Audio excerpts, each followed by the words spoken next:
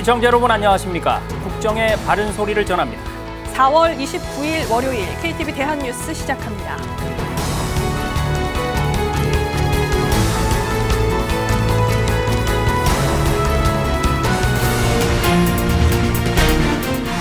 윤석열 대통령이 오늘 용산 대통령실에서 민주당 이재명 대표와 첫 회담을 했습니다.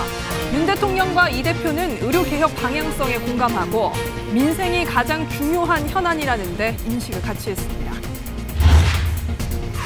주요 대형 병원 교수들이 주 1회 휴진을 예고한 가운데 정부가 공보위와 군의 간의 추가 파견을 검토했습니다. 증원 백지화를 요구하는 의사단체를 향해서는 의료개혁 논의에 참여해 줄 것을 촉구했습니다. 의사단체는 국민 눈높이에 맞지 않게 의대 증원 백지화만 주장할 것이 아니라 우리나라 의료체계의 혁신과 발전을 위한 대화에 조속히 참여해 주시길 바랍니다. 정부가 수가 인상되는 급성 심근경색증 응급시술의 적용 범위를 확대합니다. 보상 수준을 인상하는 등 필수 의료 분야의 공정한 보상 확대가 될 전망입니다. 기획재정부 자문위원회가 주재한 인구위기 극복을 위한 중장기 정책과제 포럼이 열렸습니다. 저출산 대응 사업을 통폐합해 가족수당을 신설하자는 방안이 제기됐습니다. 첫 소식입니다. 윤석열 대통령이 용산 대통령실에서 제1야당인 더불어민주당 이재명 대표와 첫 회담을 했습니다. 용산에 이렇게 오셔서 오늘 여러 가지 얘기 나누게 돼서 반갑고 기쁩니다. 윤 대통령과 이 대표는 의료 개혁의 방향성에 공감하고 민생이 가장 중요한 현안이라는 데 인식을 같이 했다고 대통령실은 밝혔습니다. 문기혁 기자의 보도입니다. 윤석열 대통령이 더불어민주당 이재명 대표와 용산 대통령실에서 만났습니다. 주요 참모들만 배석한 채 2시간 15분 동안 차담회로 진행됐습니다. 이렇게 또 용산에 이렇게 오셔서 오늘 여러 가지 얘기 나누게 돼서 반갑고 기쁩니다. 네. 편하게 좀 여러 가지 하시고 싶은 말씀들 하시고. 이 만남이 우리 국민들께 새로운 희망을 만들어드리는 그런 계기가 되기를 바랍니다. 정해진 의제 없이 이어진 비공개 회담에선 민생경제와 의료개혁을 중심으로 다양한 현안이 논의됐습니다. 특히 의료개혁이 필요하고 의대 정원 증원이 불가피하다는 데 인식을 같이 했다고 대통령실은 밝혔습니다.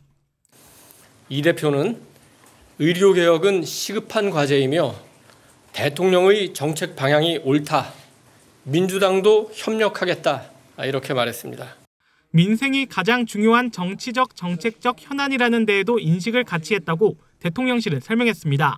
다만 민주당이 주장하는 전국민 민생회복 지원금과 관련해 윤 대통령은 물가와 금리, 재정 상황 등에 미치는 영향을 종합적으로 고려할 때 지금 상황에선 어려운 사람을 더 효과적으로 지원하는 방향이 바람직하다는 입장이라고 대통령실은 전했습니다. 대통령실은 소상공인 지원과 서민 금융 확대 등 정부가 추진 중인 정책을 먼저 시행하고 필요한 경우 여야가 협의하기로 했다고 덧붙였습니다. KTV 문기혁입니다. 네, 지금 보신 것처럼 윤석열 대통령과 이재명 더불어민주당 대표의 회담이 있었는데요. 여기서 대통령실에 나가 있는 취재기자 연결해서 조금 더 자세한 얘기를 들어보겠습니다. 자, 최영원 기자, 먼저 이번 회담이 어떻게 이루어지게 됐는지 그 과정을 한번 되짚어 볼까요? 네, 윤석열 대통령 취임 이후 처음으로 이루어진 야당 대표와의 공식 회담인데요. 지난 19일이었죠. 윤 대통령은 이 대표와 전화 통화를 했습니다. 이때 윤 대통령은 형편이 되면 용산에서 만나자는 뜻을 전했고 이 대표는 초청에 감사를 밝히며 회담 성사가 급물살을 탔습니다. 이후 대통령 비서실 측과 민주당 당대표 측은 3차례 실무 회동을 거쳤고 마침내 지난 26일에 양자 회담이 결정됐습니다. 다만 이 과정에서 양측은 구체적인 의제는 정하지 않았는데요. 대통령실은 이에 대해 가장 중요한 건 민생 현안이라는 점을 거듭 강조했습니다. 자, 앞서도 문기혁 기자 리포트에서 소개한 대로 이 회담에서 실제로 민생 문제가 집중적으로 논의가 됐는데요. 자, 2시간 이상 이어진 회담에서 앞으로도 종종 만나자 이런 이야기도 나왔다고 하던데 조금 더 자세히 내용을 전해주시죠. 네, 회담은 차담회 형식으로 2시간 15분 동안 이어졌습니다. 우엉차와 한과 또 약간의 과일을 테이블에 올려두고 허심탄회한 이야기를 나눈 것으로 전해졌습니다. 회담 초반에 이 대표가 15분가량 긴 모두 발언을 했기 때문에 이어진 비공개 회담에서도 이 모두 발언에서 나왔던 내용에 대한 대통령 답변 위주로 대화가 이어진 것으로 알려졌습니다. 다만 관심을 모았던 총리 등 인사 관련 사안이나 외교 문제에 대해서는 대화가 오가지 않았다고 대통령실 고위 관계자는 전했습니다. 회동 종료 후에 참석자들은 2층 로비에서 기념사진도 함께 촬영했는데요. 양측은 이번 회담 이후에도 만남을 이어갈 것으로 보입니다. 윤 대통령과 이 대표는 앞으로 형식이 어떻든 종종 만남을 갖자는 데 의견을 모았습니다. 직접 들어보시죠. 대통령과 이 대표는 앞으로도 종종 만나기로 했습니다. 두 분이 만날 수도 있고 또 여당의 지도체제가 들어서면 3자 회동도 할 수 있기 때문에 어떤 형식이든 계속 해나가기로 했습니다.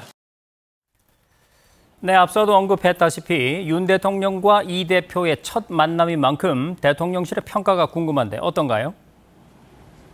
네, 대통령실은 이번 회담에 대해 정치 복원, 여야 협치의 시동이다라고 표현을 했습니다.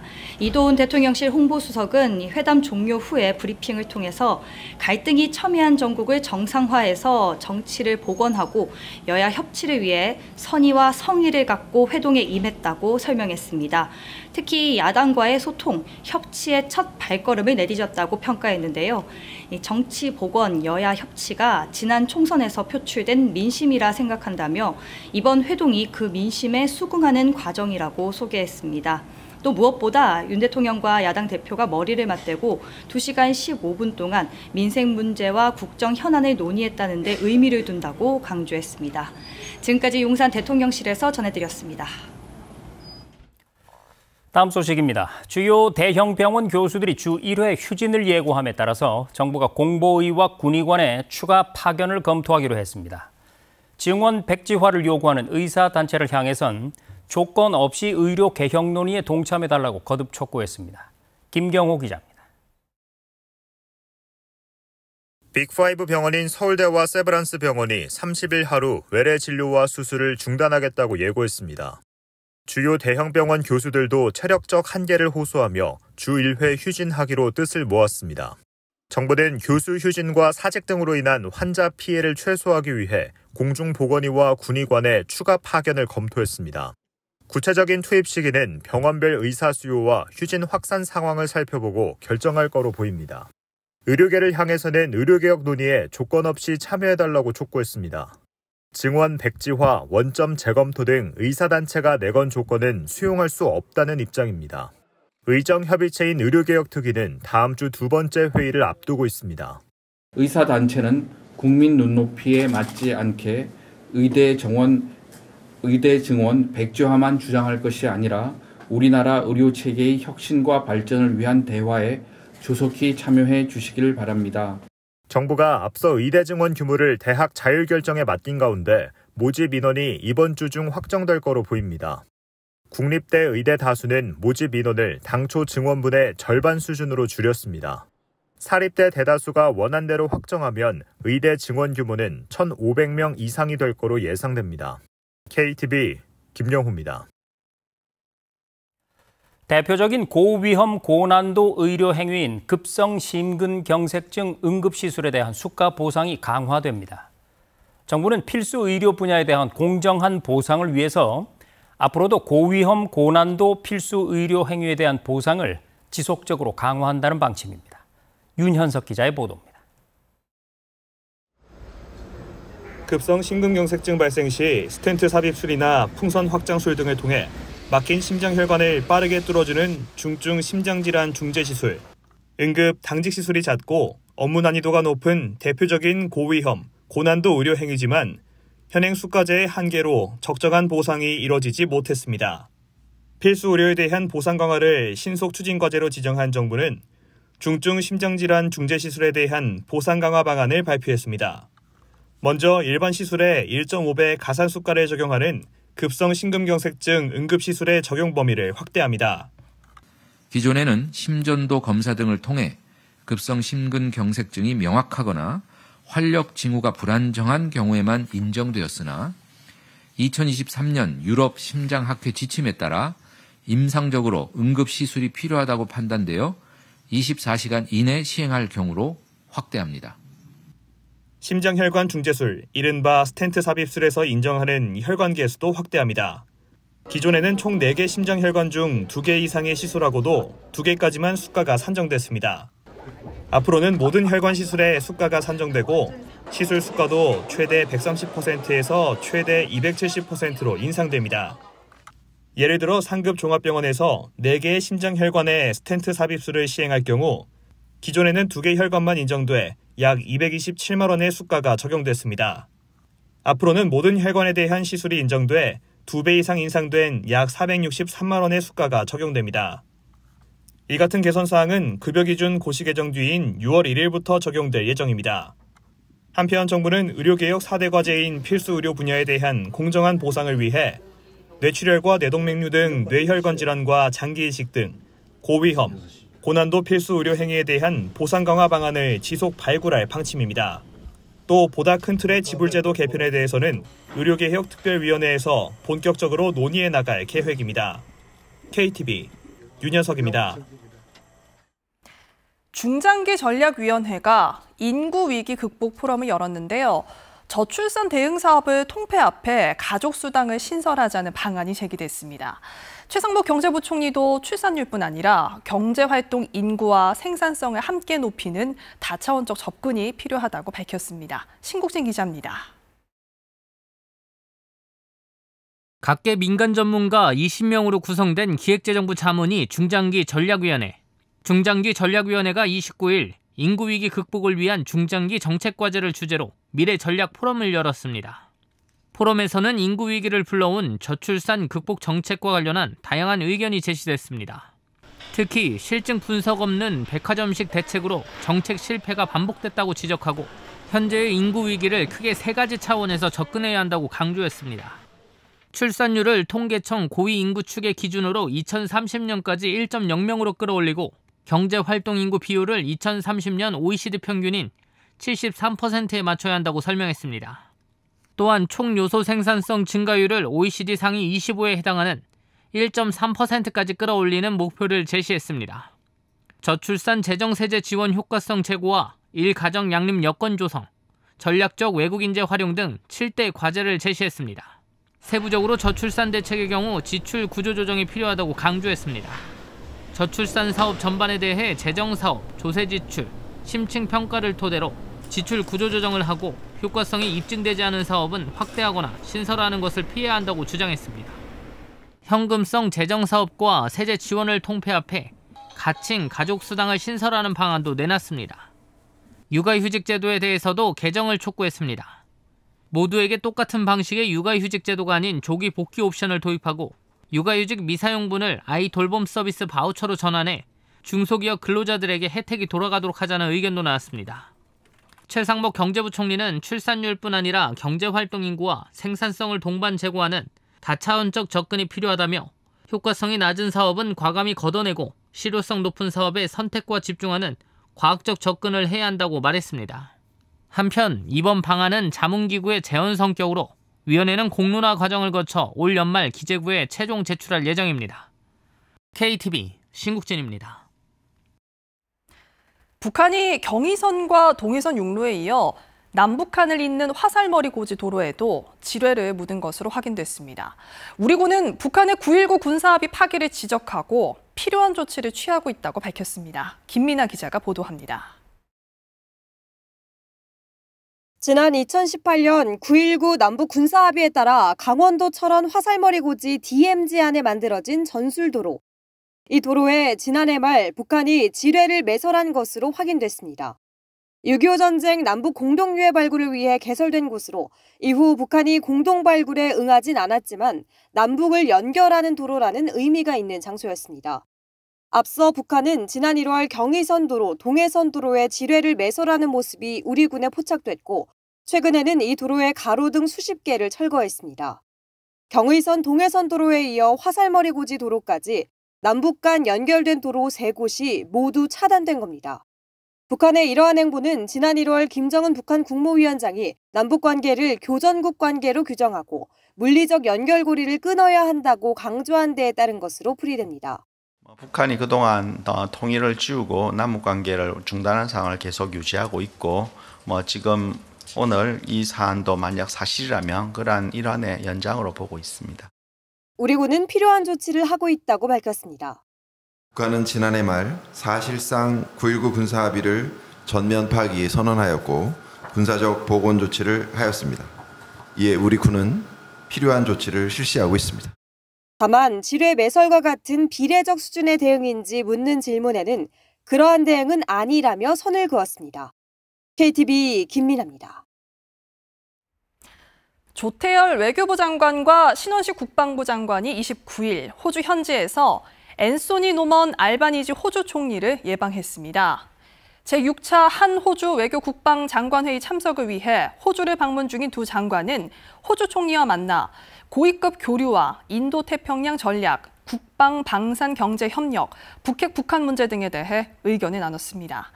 특히 양측은 최근 국방 방산 협력이 크게 발전하고 있음을 평가하며 앞으로 이 분야 협력을 더욱 강화하기로 했습니다.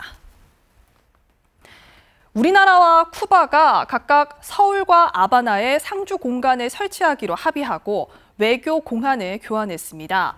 외교부는 송시진 조정기획관을 단장으로 한 우리 정부 대표단이 지난 24일부터 27일까지 쿠바를 방문해 쿠바 측과 상주 공간 개설 등에 대해 협의했다고 밝혔습니다. 이번 조치는 양국 수교 2달만으로 정부는 공관 개설 중간 단계로서 아바나에 임시사무소를 설치하고 공관 개설 요원을 파견할 예정입니다.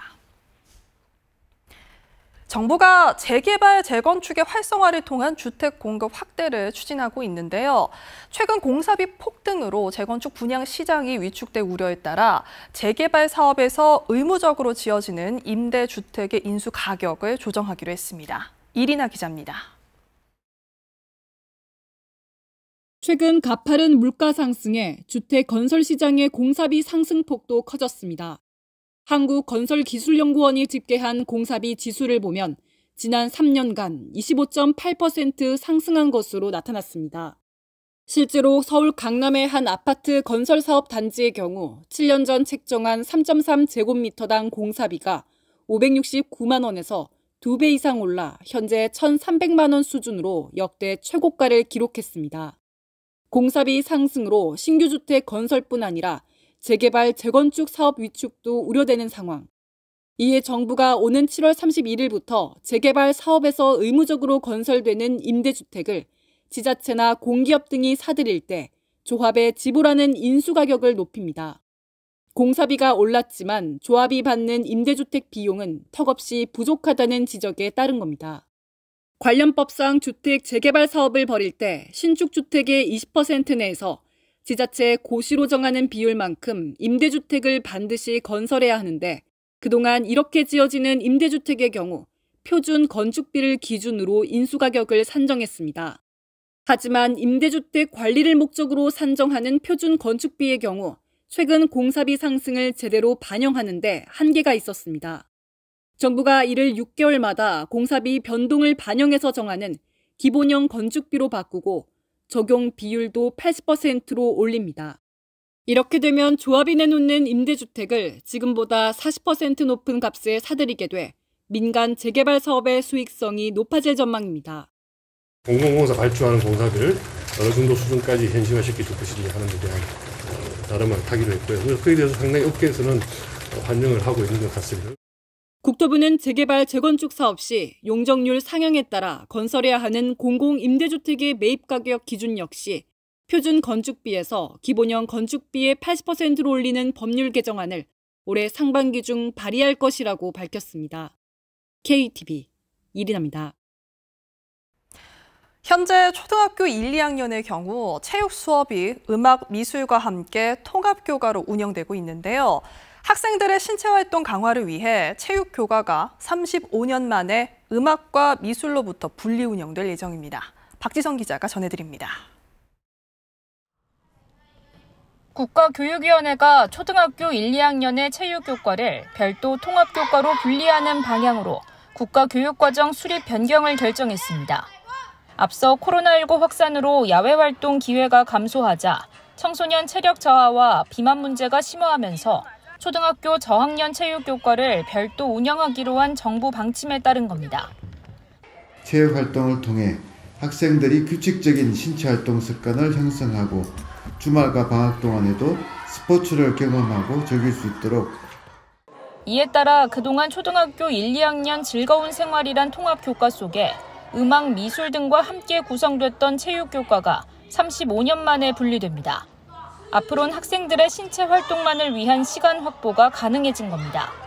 다만 다른 예체능 교과와 형평성을 고려해 체육교과 단독 운영이 아닌 새로운 통합교과가 신설될 예정이라 안전교육 등과 통합 운영될 가능성이 높은 것으로 알려졌습니다. 문화체육관광부는 국교위 결정에 환영 입장을 밝혔습니다. 이번 결정으로 체육교과가 분리 운영됨으로써 유소년기 학생 체력과 건강 증진에 기여할 것으로 내다봤습니다. 체육교과도 더욱 활성화할 방침입니다. 먼저 초등학교 1, 2학년생 신체 발달 과정을 고려한 체육 프로그램 개발과 보급을 확대합니다. 초등학교 늘봄 프로그램과도 연계해 체육 활동을 내실화한다는 계획입니다.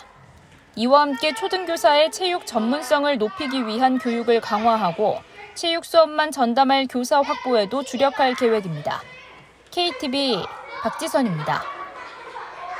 서울 온누리교회와 신동아 건설사 간에 계속되어 온 이른바 울타리 분쟁이 해결해 볼 수 있을 전망입니다.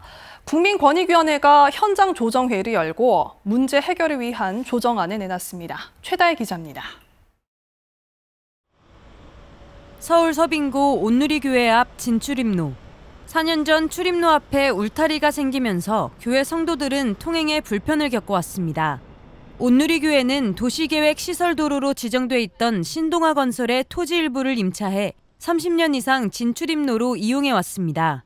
2020년 7월 서울특별시가 진출입도로의 도시계획 시설을 해제하자 소유주인 신동아 건설과 교회 간 임대료 분쟁이 발생했고 분쟁이 합의되지 않자 신동아 건설은 교회 진출입로 부지에 울타리를 설치하고 주차장으로 사용했습니다. 이에 온누리교회는 진출입로 확보를 위해 국민권익위원회에 집단민원을 제기했고 권익위는 온누리교회와 신동아 건설, 용산구 등 관계기관과 협의해 조정안을 마련했습니다. 방문자들의 교통불편과 위험, 응급 상황 시 대처 곤란, 특히 장애우 신도들의 통행 어려움이 크니 교통 대책을 마련해 달라는 1,884분의 우리 위원회에 제기한 집단 거축 민원에 대해 그 해소 방안을 마련하기 위한 자리입니다.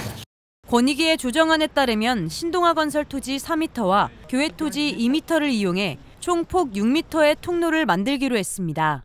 이 통로는 차도와 보도가 구분되어 있지 않은 보차 혼용도로로 신동아 건설은 설치된 울타리를 즉시 이전하고 교회는 일정 시점까지 신동아 건설에 임대료를 지급하기로 했습니다.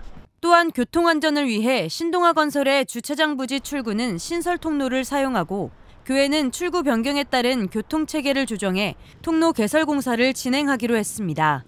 국민권익위원회는 이번 조정으로 보차 혼용도로가 개설되면서 주말에 약 2만 명이 방문하는 성도들의 불편이 완화되고 신동아 건설은 주변역의 접근성 제고를 바탕으로 원활한 사업 진행이 가능해졌다고 밝혔습니다.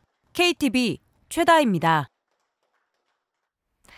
정부가 글로벌 경영 환경 악화로 고군분투하는 중소기업들을 위한 새 지원 전략을 마련했습니다. 신산업 진출을 적극적으로 돕고 정책 금융 공급도 확대해 오는 2027년까지 우수 혁신 중소기업을 10만 개로 늘린다는 계획입니다. 조태영 기자가 전해드립니다. 중소기업은 우리나라 전체 기업 수의 99%, 고용의 81%를 차지하고 있는 경제의 핵심 주체입니다. 최근 미중 패권 경쟁, 우크라이나 전쟁, 중동 분쟁 등으로 글로벌 경영 환경이 악화하고 있습니다. 여기에 더해 ESG 무역 장벽화, 저출산 고령화로 인한 중소기업 구인난 등 어려움이 가중되고 있습니다.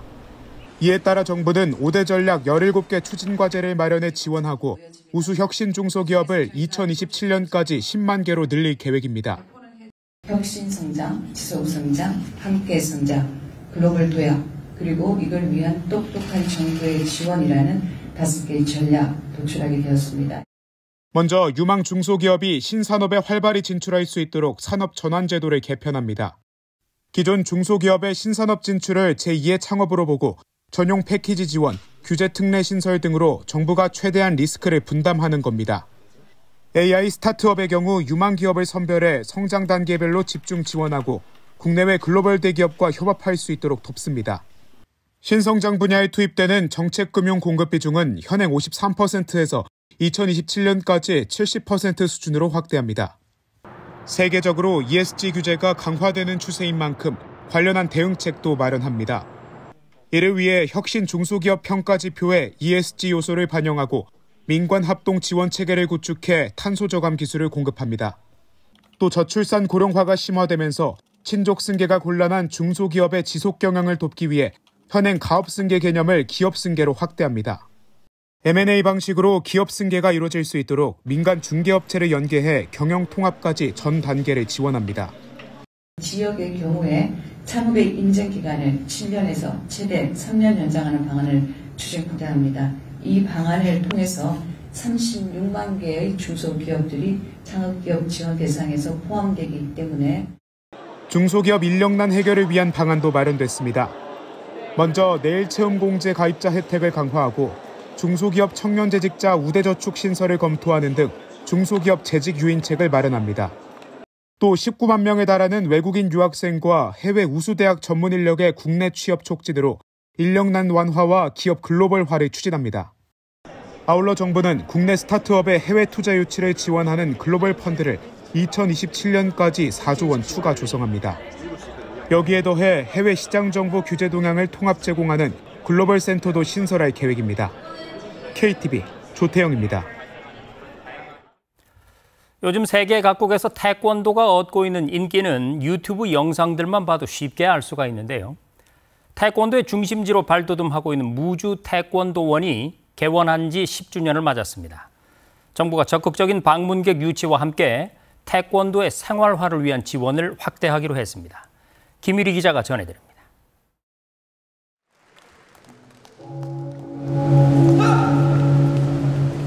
우렁찬 기합 소리를 시작으로 태권도 시범단의 화려한 공연이 펼쳐집니다. 하늘을 향한 힘찬 발차기와 고난도 격파 기술 등에 한시도 눈을 뗄 수 없습니다. 역동적인 군무와 포효하는 듯한 마무리 동작에 박수가 쏟아져 나옵니다. 태권도원 개원 10주년을 맞아 기념식이 열렸습니다. 태권도원은 2014년 문을 열었습니다. 전용 경기장과 국립태권도 박물관, 연수시설 등도 갖췄습니다. 지난 10년간 250만여 명이 이곳을 방문한 가운데 태권도 상설 공연을 비롯해 다양한 수련 프로그램도 운영되고 있습니다. 국제 경기대회와 세계 태권도 문화 엑스포 등을 성공적으로 개최, 전 세계 태권도의 중심으로 성장했습니다. 우리도 태권도협회의 적극적인 협조와 호응으로 태권도의 새로운 성지로 발돋움하고 있습니다. 문화체육관광부는 앞으로 태권도원 방문객들이 관광과 스포츠를 함께 즐길 수 있도록 전북특별자치도 무주군과 협력하기로 했습니다. 태권도원을 덕유산 국립공원, 무주 반딧불 축제 등과 연계해 방문객을 유치하겠다는 방침입니다. 유인촌 문체부 장관은 태권도를 생활화할 수 있도록 지원 범위도 넓히겠다고 말했습니다. 태권도를 좀 생활화할 수 있도록 늘 좀 그렇게 가까이 접할 수 있도록 많이 해야 되겠다. 전국 어느 곳에서든 태권도를 볼 수 있는 그런 시설과 시범단 이걸 만들어야겠다라는 생각을 하고 있어요. 아울러 우리나라가 태권도 종주국에서 태권도를 가장 즐기는 태권도 선진국으로 도약하도록 지원할 계획이라고 밝혔습니다. KTV 김유리입니다.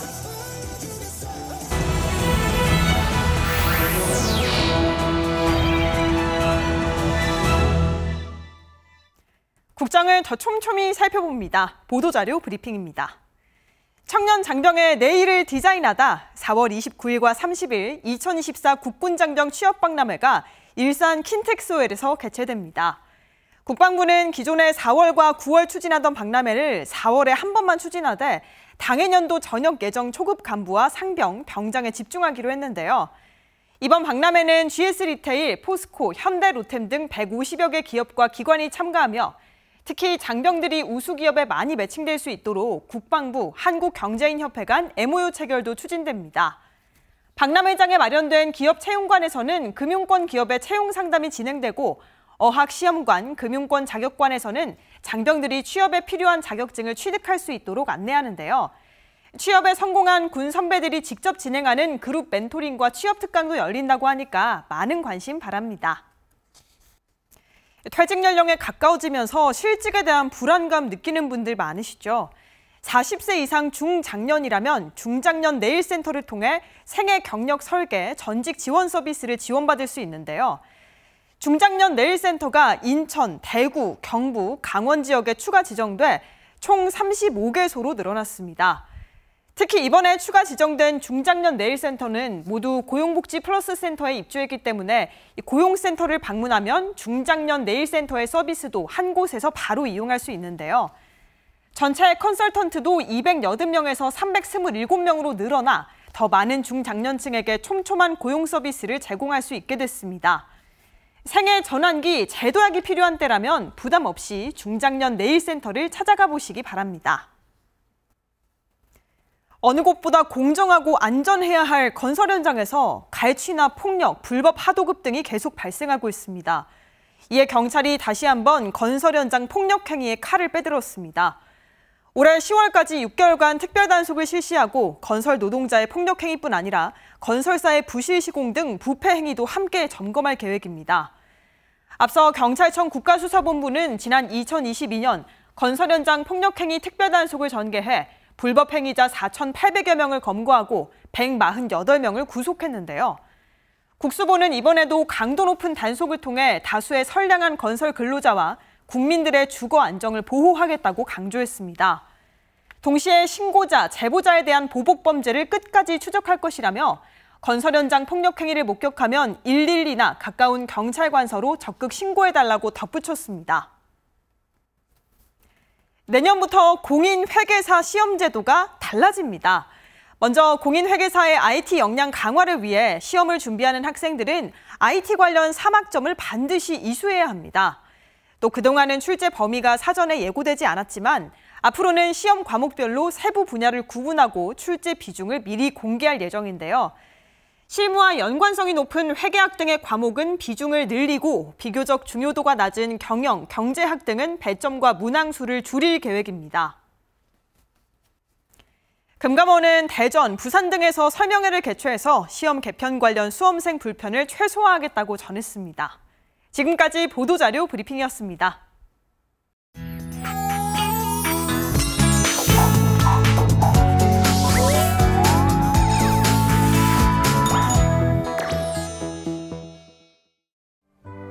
밤늦은 길을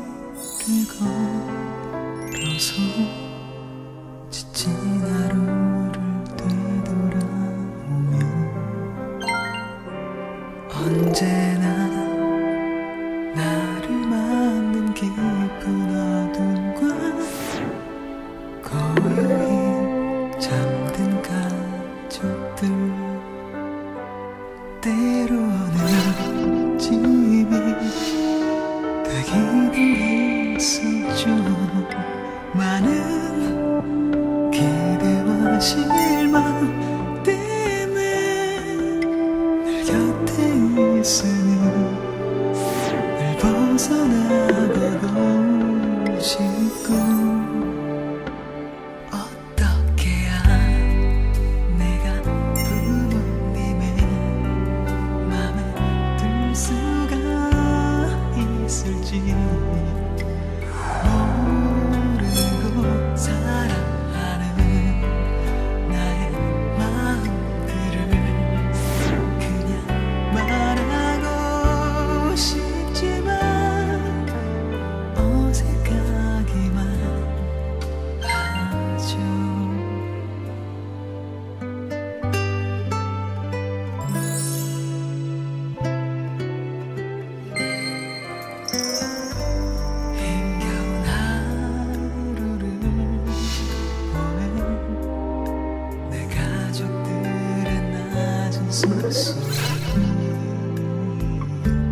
어린 날 보살펴주던 내 노이 고마운 추억이 있죠.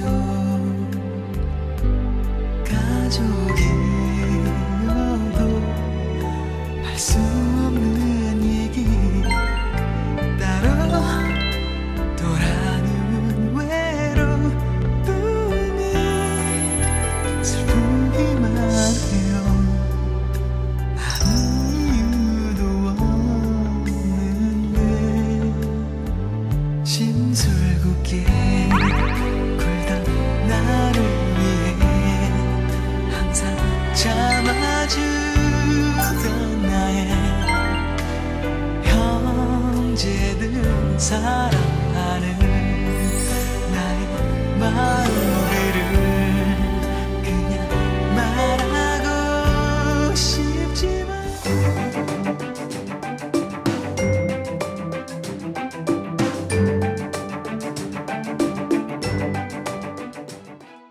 안녕하세요. K웨더 라이프스타일 예보 박성훈입니다. 오늘 충청 이남을 중심으로 비가 오고 있는데요. 충청권에는 저녁 전까지 5mm 미만의 비가 내린 후 그치겠습니다. 그 밖에 전라, 경상, 제주는 저녁부터 차차 그치겠습니다. 내일도 전국 하늘에는 구름이 많겠고 가끔 흐리겠는데요.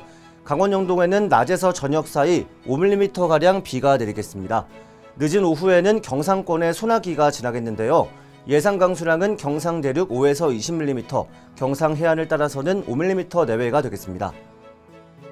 흐린 하늘로 인해 오늘 서울의 한낮 최고 기온은 어제보다 3도가량 낮은 26도를 보였는데요. 내일과 모레도 전국적으로 구름 많거나 흐리고 비가 내리는 지역도 있기 때문에 더위는 잠시 주춤하겠습니다. 하지만 여전히 예년 이맘때보다 높은 기온을 보이겠습니다. 다음은 자세한 지역별 내일 날씨입니다. 중부지방 구름 많은 가운데 아침에는 흐리겠습니다. 수도권 13도 내외, 춘천 9도로 아침을 시작해 낮에는 서울 23도, 인천 20도, 대전과 청주 24도를 보이겠습니다. 동해안 지방 구름 많다가 낮부터 비가 내리겠습니다. 아침 기온은 속초와 강릉 10도 보이겠고 낮에는 17도 내외가 되겠습니다. 남부지방 대체로 흐린 가운데 경상권은 늦은 오후 소나기가 내리겠습니다. 전주 15도, 대구 13도로 아침을 맞이해 낮 기온은 부산 21도, 광주 23도가 예상됩니다. 전해상 대체로 구름 많거나 흐린 가운데 남해는 흐려져 비가 내리겠습니다. 물결도 남해에서 매우 높게 일겠습니다. 이번 주 평일에는 전국이 대체로 맑은 가운데 전남과 경상, 제주에는 수요일 새벽 사이 비가 오겠습니다. 날씨였습니다. KTV 대한뉴스 오늘 저희가 준비한 소식은 여기까지입니다. 시청해주신 여러분 고맙습니다.